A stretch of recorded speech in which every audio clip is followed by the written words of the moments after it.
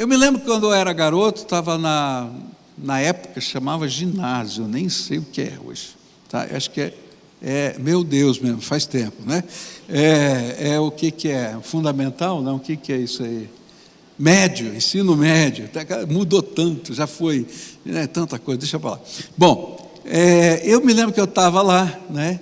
E eu tive uma ideia mirabolante. Olha que coisa de doido, minha ideia, sensacional.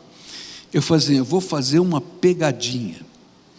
Aí eu peguei a porta da sala, né, de aula, deixei ela entreaberta, coloquei uma régua entre a porta e o batente, né, e coloquei a mala de um cidadão cheia de livros, pesada, pendurada naquelas réguas ali naquele lugar, de tal maneira que quando assim o cidadão abrisse a porta, a mala caísse na cabeça dele assim, bom, você imagina, ideia mirabolante a minha, né? Engenharia pura.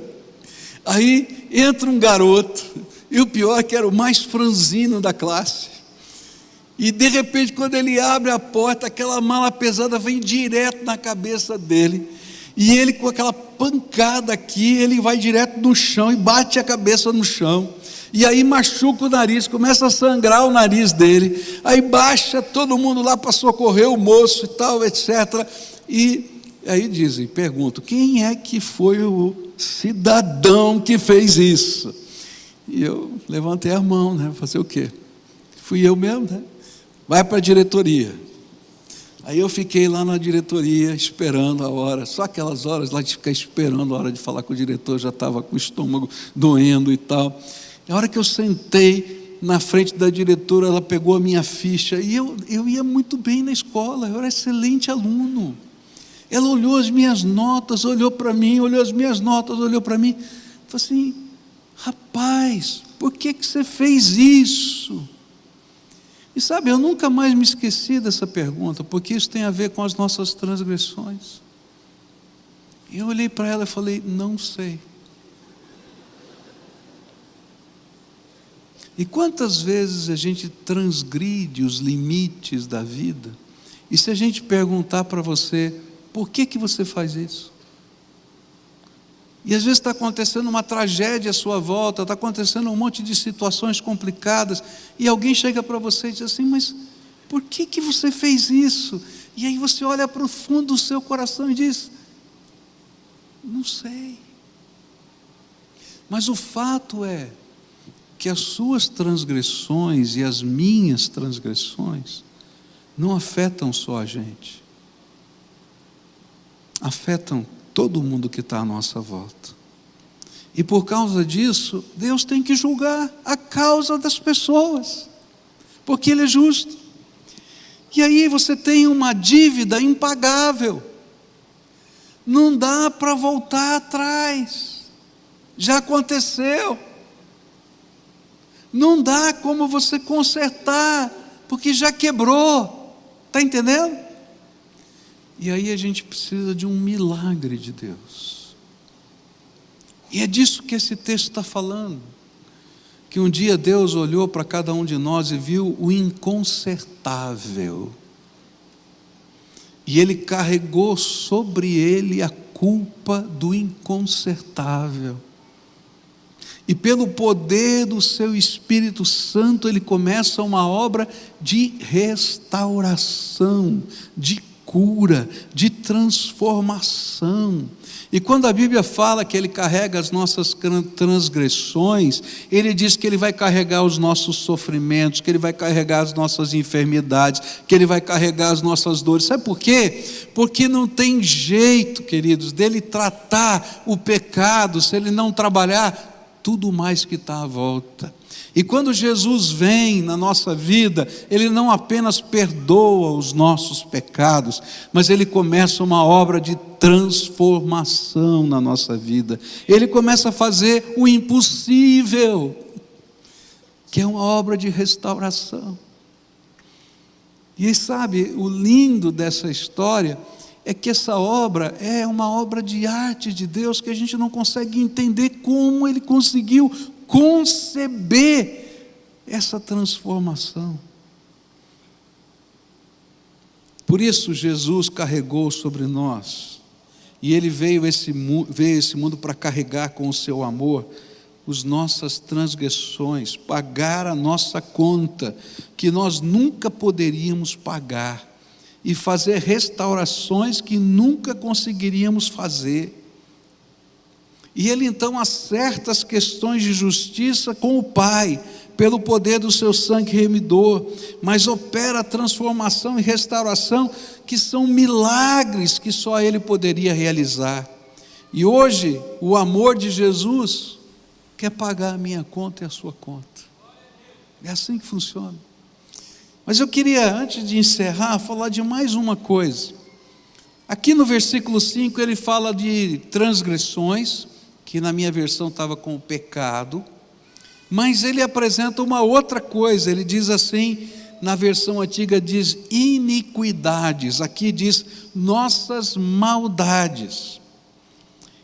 Uma pessoa iníqua é aquela que transgride as leis, as normas morais e éticas, sem qualquer tipo de ressentimento ou escrúpulos.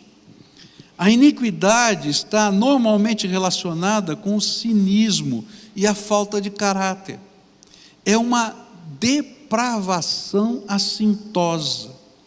E é por isso que a tradução que lemos aqui, que eu li aqui, descreve isso como maldade.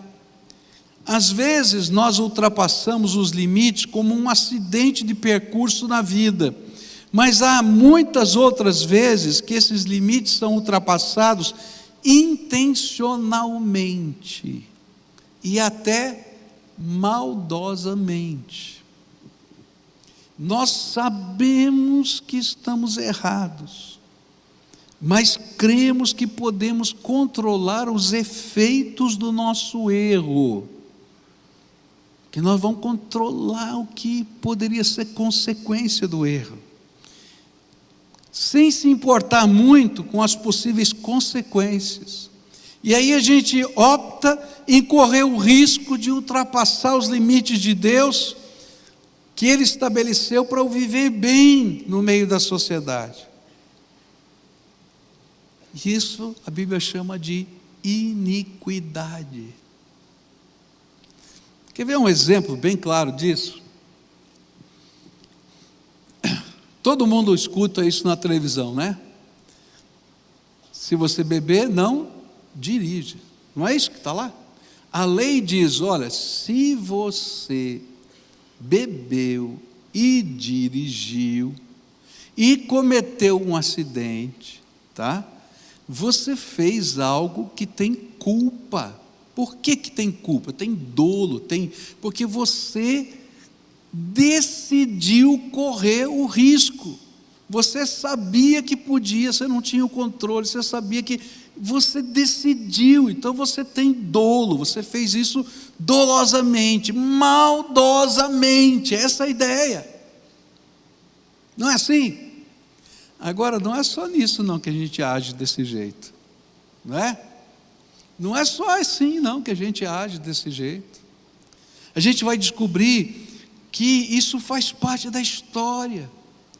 Adão e Eva no jardim, eles decidiram dolosamente pecar. Quando chega lá a serpente e diz assim para eles, olha, quer dizer que vocês não podem comer de nenhuma árvore desse jardim? Eu falei, não, Deus disse que eu posso comer de todas, menos dessa aqui, porque no dia em que eu comer, Ele disse que nós vamos morrer. E ela diz, não, é que Deus sabe que se você comer, você vai ser como Deus, e vai discernir o bem e o mal. E então eles ficam tentados, sabendo da ordem de Deus, e decidem intencionalmente pelo pecado.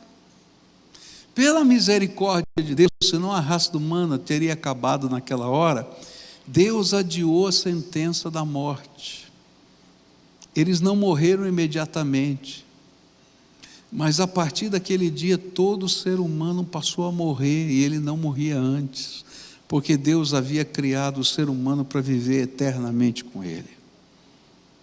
Mas a morte se instalou no nosso DNA, porque ninguém consegue controlar os efeitos do pecado. E aí Deus vai olhar para o mal intencional, não o acidente, e olha, e Jesus decide pagar a conta do mal intencional. Graças a Deus, porque pelo seu amor, Ele vai lá e toma o mal intencional da minha vida e crucifica em Cristo Jesus. E é por isso que Jesus foi pregado na cruz, e os pecados e as maldades de todos nós puderam ser lançados sobre Ele e retirados de nós. Eu acho até que na sabedoria divina, isso não está na Bíblia, isso aqui é da minha cabeça, tá? Então, entenda que é uma coisa minha. Eu acho que na sabedoria divina, Jesus foi crucificado entre ladrões, só para dizer que a gente é um daqueles que cometeu um mal intencional também, e Ele foi crucificado no meu lugar. Está entendendo? Mas sabe como é que nós podemos experimentar esse milagre, não só do perdão, mas dessa transformação, onde Jesus começa a mudar o nosso caráter, a nossa visão, e aquilo que parecia ser tão sem importância, que era transgressão, passa a ser valor para a nossa vida. Eu quero fazer a vontade de Deus na minha vida, e o mal intencional, que fazia parte da nossa história, porque a gente tem uma série de desculpas para a gente mesmo, para os males intencionais. E aí entra o Espírito Santo e começa a mudar a nossa natureza. Mas sabe como é que isso acontece? É quando a gente se arrepende dos nossos pecados, e pela fé a gente crê no poder do perdão de Jesus e da restauração que só Ele pode fazer, e a gente se entrega a Ele, para que através do seu Espírito Santo Ele comece a desenvolver dentro de nós uma nova vida. Se isso não acontece, tudo isso que aconteceu na história, e tudo isso que aconteceu da intenção de Deus na história, se perde insignificado na nossa vida. Só tem sentido Isaías 53, se a gente puder dizer: Senhor Jesus, quem precisa desse milagre sou eu, tenha misericórdia de mim. Eu vejo às vezes algumas coisas tão interessantes. Eu me lembro de uma vez que eu estava conversando com um criminoso, e ele disse para mim assim: pastor, não tem jeito para mim. Eu falei: por que não tem jeito? Porque eu sou um assassino, eu matei pessoas, e eu não tenho como fazer essas pessoas voltarem a viver, e o sangue dessas pessoas está na minha mão. Não tem jeito para mim, não tem solução para a minha vida. E eu pude falar para ele do poder do sangue de Jesus e daquilo que Jesus fez na cruz do Calvário por ele. E aquela pessoa em lágrimas teve a oportunidade de se entregar a Jesus, crendo que o impossível podia ser tratado por ele. Eu me lembro de uma jovem com quem conversei uma vez, depois de muitos anos, nós nos conhecemos na escola, e encontrei depois de muitos anos, e aí no meio da rua conversando com ela, e disse: como é que você e Deus estão? Porque eu falava de Jesus para ela. Naquela hora ela começou a chorar, e chorar, e chorar.